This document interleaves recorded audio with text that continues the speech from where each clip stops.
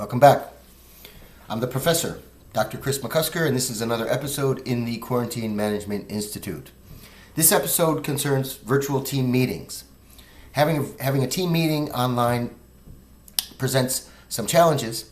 We're going to address those challenges by applying a framework for facilitating meetings that was shared by a senior executive, Pat Canavan. Pat Canavan was a distinguished executive at Motorola for many years, held a variety of senior management positions, working directly with the CEO, Bob Galvin, and also came and taught a course on cross-cultural management with me, in collaboration with me. We co-taught this course at Tulane University in the Freeman School of Business for many years. The course was very successful, and we learned a lot. One of the things that Pat taught us in that course was the importance of facilitating a team meeting. And Pat was particularly skilled in doing this.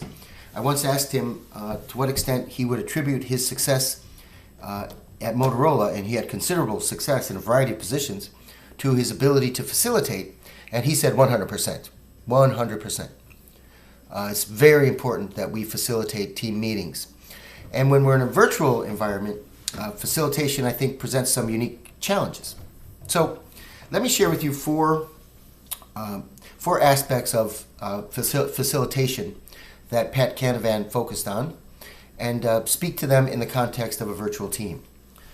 Facilitation is the activity that is done in order to guide, like a sheepdog, the team through its team process during a meeting. So, a sheepdog will steer the team, will guide the team. If there's a sheep falling behind, the dog will go back there and bark at it to move it up with the pack. Time to turn, the dog will turn the sheep. And I think, that's a metaphor for what a facilitator does. A facilitator is trying to do what is necessary in order to enable the team to achieve its goals through a constructive meeting process, and involves a variety of activity. I'm going to explain four things. The four things that Pat explained to us were summarized in a nifty little framework. The four things are in and out. You got to pay attention to in and out. You got to pay attention to up and down. You got to pay attention to near and far, and you got to pay attention to fast and slow. I'll explain what those are, and then we'll think about those in the context of a virtual team. In and out has to do with who's on board, who is involved in the team process. We've all had situations where somebody might not be participating fully.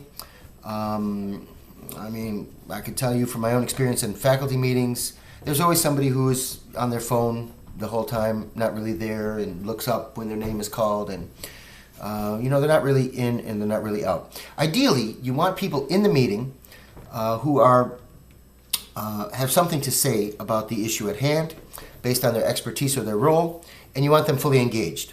When you're monitoring in and out, you're paying attention to that issue in the team process during the meeting, thinking to yourself who has expertise, who has a role relevant to this topic, and making sure that they're in, making sure that they're paying attention, making sure that they're engaged in the meeting process. This is more difficult in a virtual environment because we're all at home, easily distracted. I've been hearing from some folks that I've interviewed that there are more meetings than ever now. The virtual team situation has given rise to more meetings, and the more meetings there are, the less enthusiastic we are about participating. And also, it's easier to, it seems, I don't know of any test of this, it's all kind of new, but it seems easier to include people in the meeting for other reasons than their expertise or their role. So the meeting sizes, it's a hypothesis, but I would hypothesize that the meeting sizes are bigger in a virtual team than a co-located face-to-face team. Partly because we like to monitor and see what we're doing, make sure everybody's, if you're still getting paid, you're still working from home. I think there's that need for supervising. But then it's just too easy to have everybody there.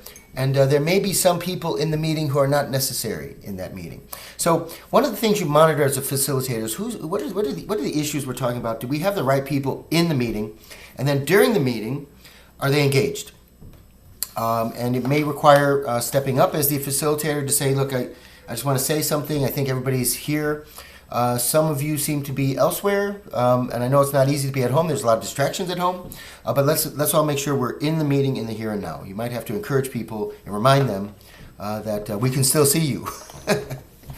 Up or down is about dominance and about hierarchy.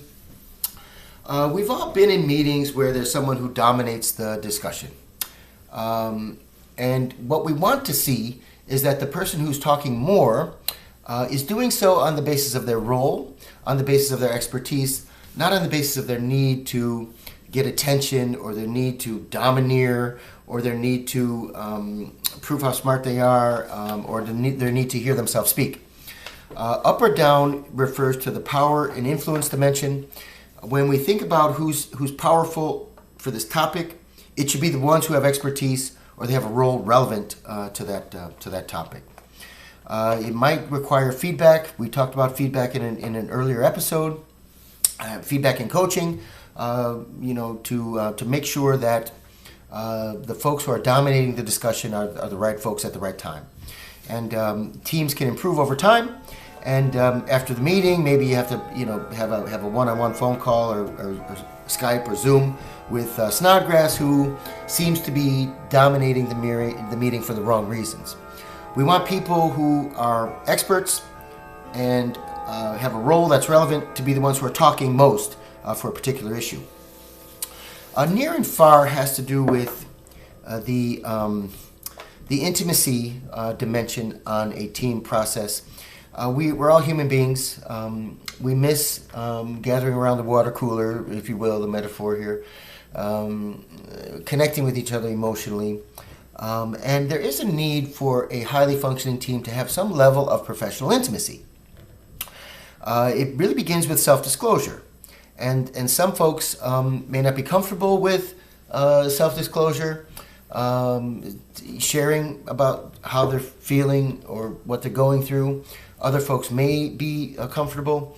But we want people to connect emotionally and to feel as part of the team. And so there's another issue that Pat would pay attention to in team meetings, which he called near and far. And it has to do with that intimacy and the self-disclosure. Again, there may be a need to coach some people on, 3 positive and 1 negative, if you remember from the earlier episode. But, there's a need for you to be open up a little more with the team.